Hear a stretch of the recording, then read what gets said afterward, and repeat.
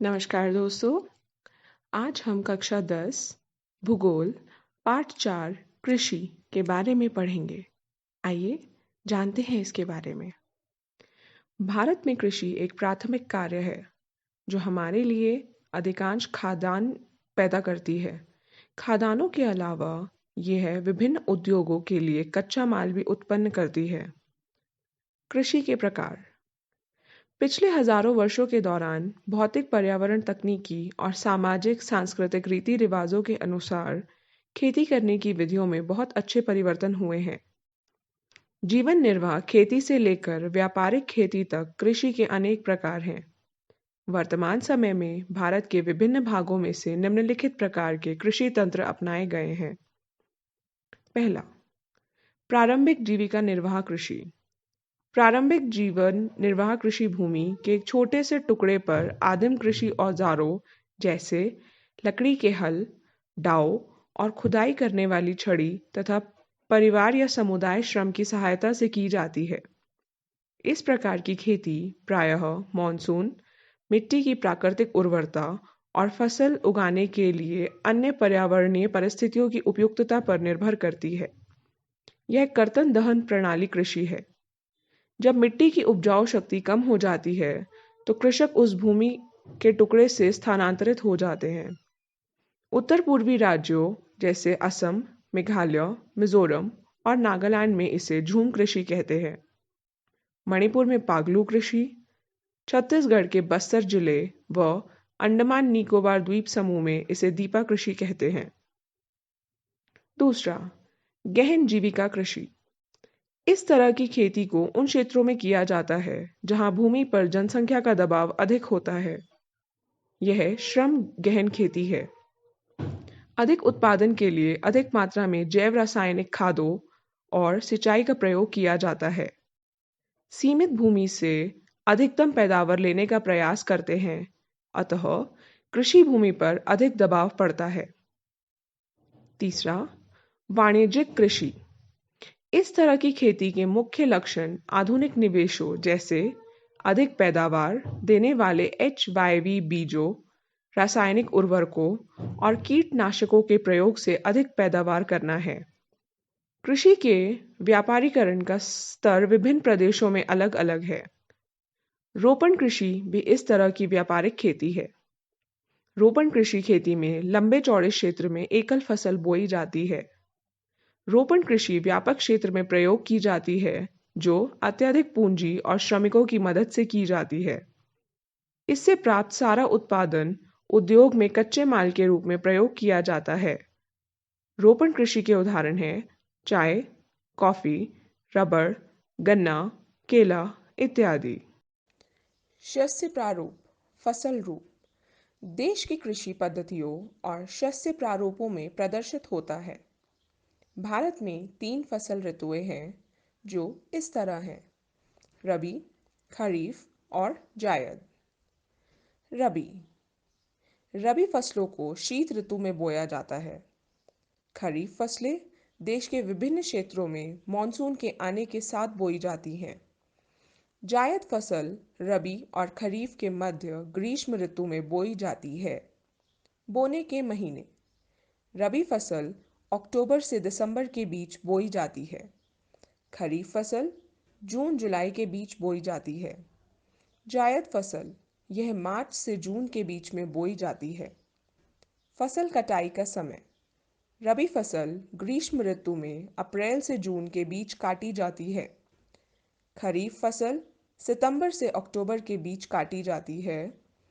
जायद फसल यह जून से जुलाई के बीच काटी जाती है। मुख्य फसलें रबी गेहूं, जौ, मटर, चना व सरसों। खरीफ चावल, मक्का, ज्वार, बाजरा, अरहर, मूंग, उड़द, कपास, जूट, मूंगफली, सोयाबीन। जायद तरबूज, खरबूजे, खीरे, सब्जियां और चारे की फसल, गन्ना। राज्य रबी फसलें उत्तर और उत्तरी पश्चिमी राज्य जैसे पंजाब, हरियाणा, हिमाचल प्रदेश, जम्मू कश्मीर, उत्तरांचल और उत्तर प्रदेश में बोई जाती हैं। खरीफ फसलें असम, पश्चिम बंगाल, उड़ीसा, आंध्र प्रदेश, तमिलनाडु, केरल, महाराष्ट्र, कोंकण तट तथा बिहार में बोई जाती हैं। जायद फसल पंजाब, हरियाणा, उत्तर प्रदेश में बोई जाती हैं। अब हम पढ़ेंगे कुछ मुख्य फसलों के बारे में। पहला, फसल का नाम गेहूं। फसल की ऋतु रबी। तापमान सर्दी की ऋतु और पकने के समय खिली धूप की जरूरत। गेहूं को उगाने के लिए 50 से 75 सेंटीमीटर तक वर्षा की आवश्यकता होती है। मृदा जलोढ़ मृदा व काली मृदा। विशेषता भोजन में प्रयोग होने वाली मुख्य फसल है जो उत्तर और उत्तर पश्चिमी भागों में उत्पन्न होती है। विशेषता इसे उगाने के दो मुख्य क्षेत्र हैं। उत्तर पश्चिमी में गंगा सतलुज का उपजाऊ मैदान व दक्कन का काली मिट्टी वाला प्रदेश। उत्पादक क्षेत्र गेहूं पंजाब, हरियाणा, उत्तर प्रदेश, बिहार, मध्य प्रदेश, राजस्थान में उगाए जाते हैं। दूसरा, चावल। फसल की ऋतु खरीफ। 25 डिग्री सेल्सियस से ऊपर तथा अधिक आर्द्रता का तापमान चाहिए होता है। वर्षा 100 सेंटीमीटर से अधिक वर्षा। मृदा जलोढ़ मृदा। विशेषता चीन के बाद भारत विश्व का दूसरा बड़ा चावल का उत्पादक है। असम, पश्चिम बंगाल व उड़ीसा में एक साल में 3 धान की खेती की जाती है जो कि है आस, अमन, बोरो। उत्पादक क्षेत्र उत्तरी मैदान और पूर्वी मैदान तटीय क्षेत्र में डेल्टाई प्रदेशों में इसे उगाया जाता है। तीसरी फसल है ज्वार। फसल की ऋतु खरीफ। तापमान उच्च तापमान। वर्षा निम्नतम वर्षा। मृदा कम उपजाऊ मृदा। विशेषता अधिकतर आर्द्र क्षेत्रों में उगाए जाते हैं, इस कारण सिंचाई की आवश्यकता नहीं, पोषक तत्व की मात्रा अधिक होती है। उत्पादक क्षेत्र यह महाराष्ट्र, मध्य प्रदेश, आंध्र प्रदेश, कर्नाटक में उगाया जाता है।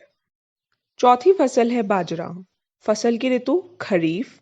तापमान बाजरे को उगाने के लिए उच्च तापमान की आवश्यकता होती है। वर्षा बाजरे के लिए निम्न वर्षा की आवश्यकता होती है। मृदा बलुआ और उल्थी काली मृदा। विशेषता पोषक तत्व की मात्रा अधिक होती है। उत्पादक क्षेत्र यह राजस्थान, हरियाणा, यूपी, गुजरात, महाराष्ट्र में उगाया जाता है। पांचवी फसल रागी। फसल की ऋतु खरीफ। यह उच्च तापमान में उगाया जाता है। वर्षा इसके लिए भी निम्न वर्षा की आवश्यकता होती है। मृदा गर्म प्रदेश, लाल, काली, दोमट, उथली काली मृदा। विशेषता यह पोषक तत्व की मात्रा अधिक होती है। उत्पादक क्षेत्र उत्तराखंड, अरुणाचल प्रदेश, झारखंड, कर्नाटक, सिक्किम, तमिलनाडु, उत्तराखंड, हिमाचल प्रदेश। छठी फसल है मक्का। फसल की ऋतु खरीफ। इसके लिए तापमान 21 डिग्री सेल्सियस से 27 डिग्री सेल्सियस तक की आवश्यकता होती है। वर्षा 50 से 100 सेंटीमीटर वर्षा। मृदा पुरानी जलोढ़ मृदा।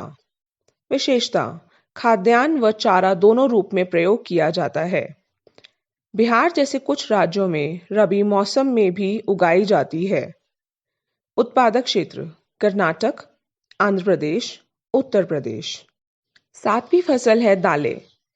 फसल की ऋतु रबी। तापमान इन्हें शुष्क क्षेत्रों में भी उगाया जा सकता है। वर्षा कम नमी की जरूरत होती है। मृदा इन फसलों को प्रायः अन्य फसलों के आवृत काल में बोया जाता है ताकि मृदा की उपजाऊ शक्ति फिर से प्राप्त हो सके। विशेषता भारत संसार में दालों का सबसे बड़ा उत्पादक व उपभोक्ता देश है। अरहर, उड़द, मूंग, मसूर, मटर और चना मुख्य दाल फसलें हैं। इनमें प्रोटीन की प्रचुर मात्रा होती है। उत्पादक क्षेत्र मध्य प्रदेश, उत्तर प्रदेश, राजस्थान, महाराष्ट्र, कर्नाटका में उगाया जाता है। आइए अब पढ़ते हैं खाद्यान्नों के अलावा अन्य खाद्य फसलों के बारे में। पहली फसल गन्ना। गन्ने को उगाने के लिए 21 से 27 डिग्री सेल्सियस तक के तापमान की आवश्यकता होती है। वर्षा गन्ने के लिए 75 से 100 सेंटीमीटर तक वर्षा की आवश्यकता होती है। मृदा यह अनेक तरह की मृदा में उगाया जा सकता है, जैसे जलोढ़, काली व लैटराइट मृदा। विशेषता यह एक उष्ण और उपोष्ण कटिबंधीय फसल है। आर्द्र जलवायु में उगाया जाता है। ब्राजील के बाद भारत दूसरा सबसे बड़ा उत्पादक देश है। बुआई से लेकर कटाई तक अधिक शारीरिक मेहनत की आवश्यकता होती है। उत्पादक क्षेत्र गन्ना उत्तर प्रदेश, महाराष्ट्र, कर्नाटक, तमिलनाडु, बिहार, पंजाब, हरियाणा, आंध्र प्रदेश में उगाया जाता है। दूसरी फसल चाय। चाय को उगाने के लिए 20 से 30 डिग्री सेल्सियस का तापमान जरूरी होता है। वर्षा चाय के लिए 150 से 200 सेंटीमीटर तक की वर्षा की आवश्यकता होती है। मृदा यह ह्यूमस और जीवांश युक्त गहरी मिट्टी जो कि पहाड़ी क्षेत्रों में पाई जाती है, उसमें उगाई जाती है। विशेषता यह उष्ण और उपोष्ण कटिबंधीय जलवायु में उगाया जाता है। इसके लिए वर्ष भर कोषण, नम व पाला रहित जलवायु की जरूरत होती है।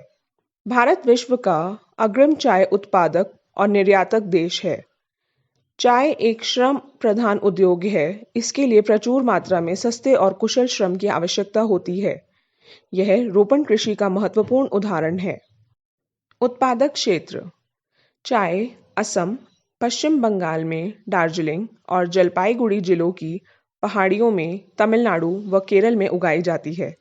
इसके अलावा हिमाचल, उत्तरांचल, मेघालय, आंध्र प्रदेश, त्रिपुरा में भी इसे उगाया जाता है।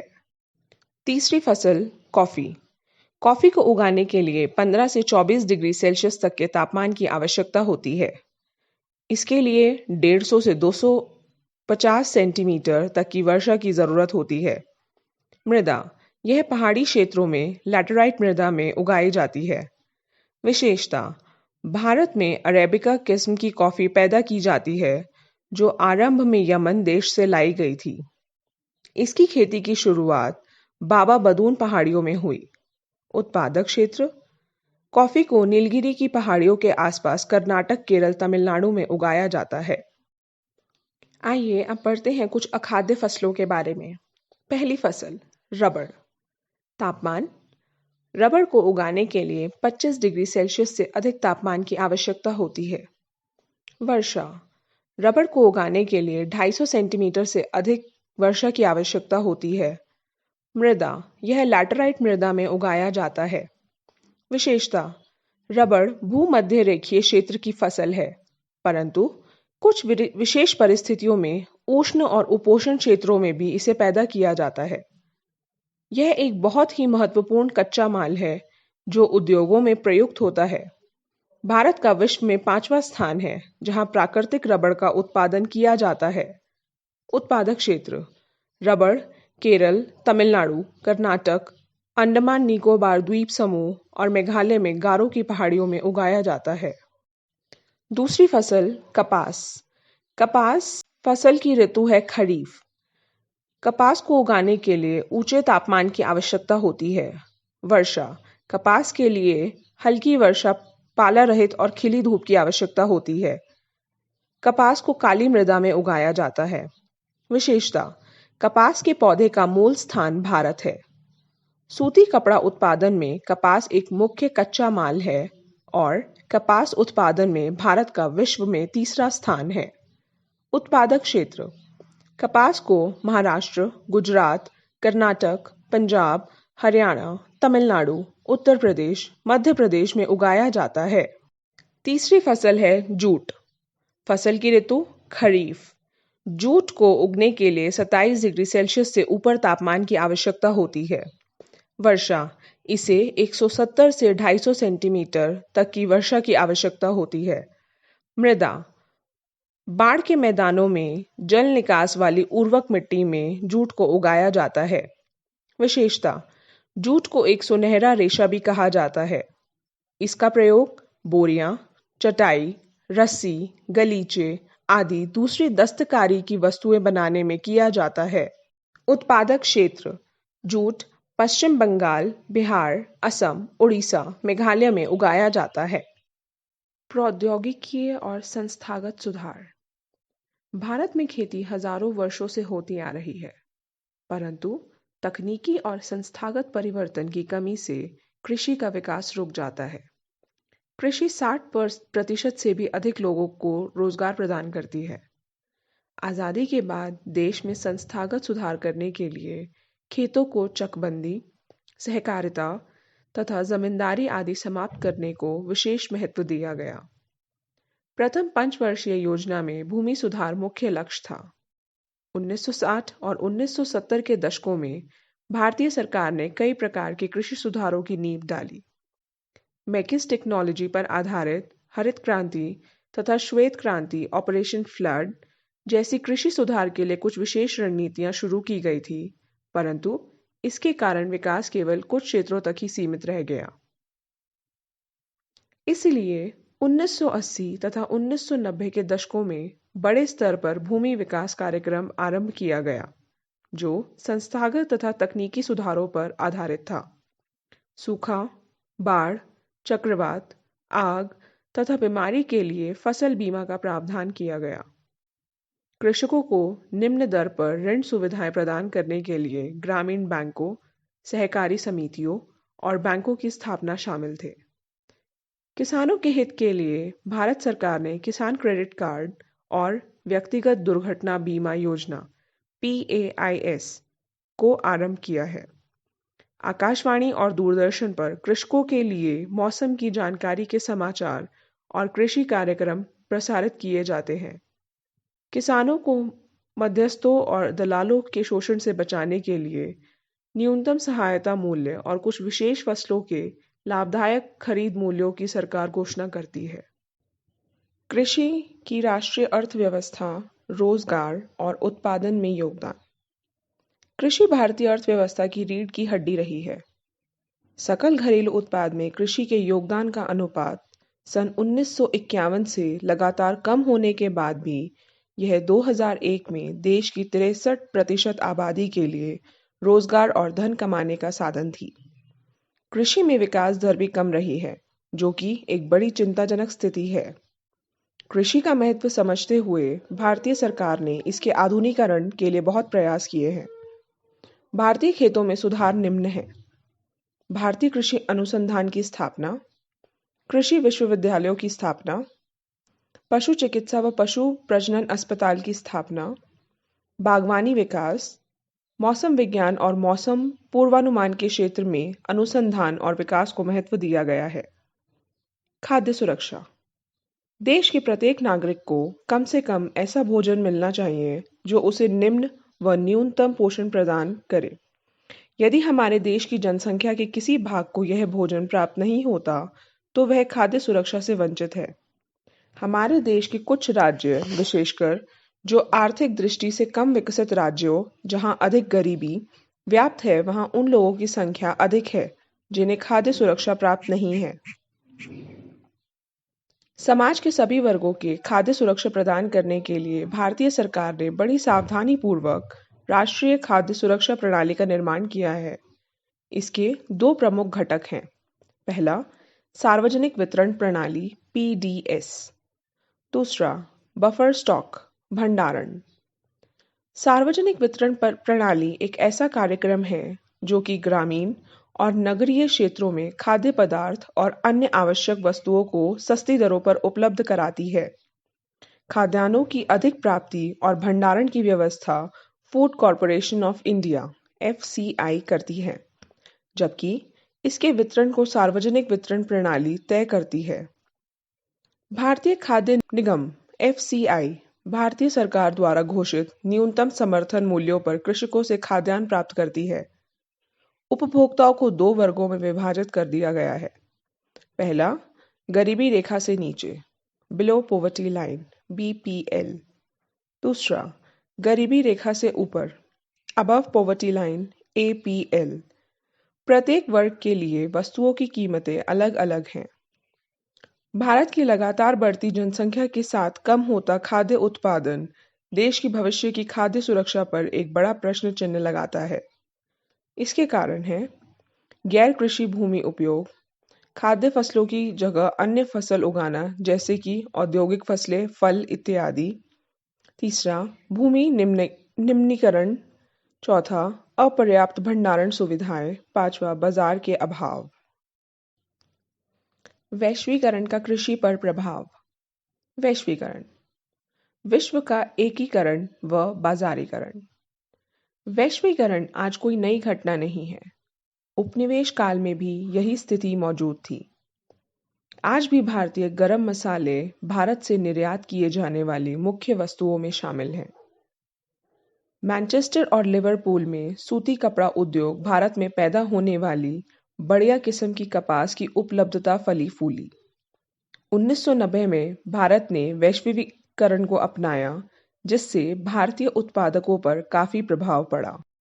इससे कुछ लाभ और हानियां भी हुई, जो कि हम नीचे दी गई तालिका से पढ़ेंगे। लाभ। पहला, निर्वाह कृषि से व्यापारिक कृषि में परिवर्तन हुआ। दूसरा, कृषि उत्पादन में वृद्धि हुई। तीसरा, निर्यात में भी वृद्धि हुई। चौथा, कृषि में विदेशी तकनीक का प्रयोग हुआ।